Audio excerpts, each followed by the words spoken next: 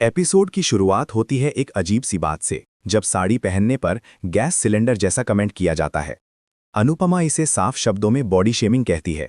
राही अपनी गलती मानते हुए माफी मांगती है और अनुपमा से साफ कह देती है, आप मेरे और प्रेम के पेपर्स पढ़ लेने के बाद ही साइन कीजिएगा। अनुपमा राही से सवाल करती है, क्या तुम्हें रजनी पर भरोसा नहीं है? राही साफ जवाब देती है, मुझे लगता है रजनी के बारे में कुछ तो सही नहीं है। अनुपमा समझाती है कि बिना भरोसे की जिंदगी बहुत मुश्किल हो जाती है, लेकिन राही अब भी रजनी के इरादों को लेकर आशंकित रहती है।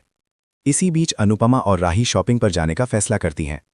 दूसरी तरफ पराग रजनी से सख्त लहजे में पूछता है, अब तक अनुपमा से साइन क्यों नहीं करवाए?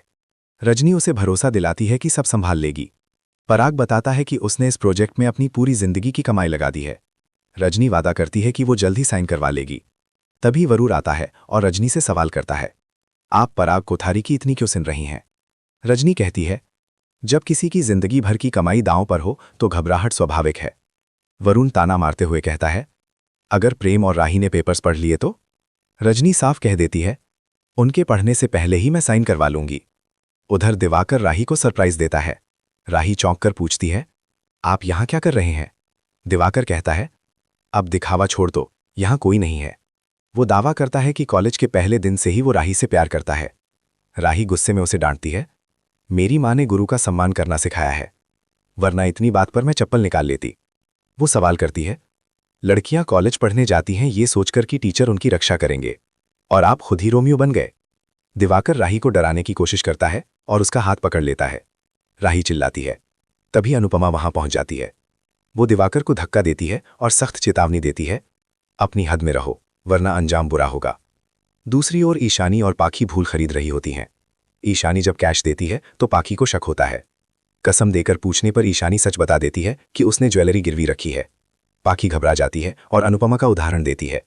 ईशानी तर्क देती है कि सारा शक सरिता ताई पर जाएगा। पाखी साफ कहती है, अनुपमा बहन जी से नहीं बच पाओगी। राही सारी घटना अनुपमा को बता देती है। अनुपमा उसे पूरा सपोर्ट देती है और कहती है, ऐसे लोग गुरु कहलाने लायक नहीं होते। दिवाकर फिर दावा करता है कि राही उससे प्यार करती है। अनुपमा गुस्से में उसे चुप करा देती है और कॉलेज में शिकायत करने को कहती है। राही टूट जाती है और सवाल करती है, क्या कोई जगह नहीं जहां लड़कियां सुरक्षित हों?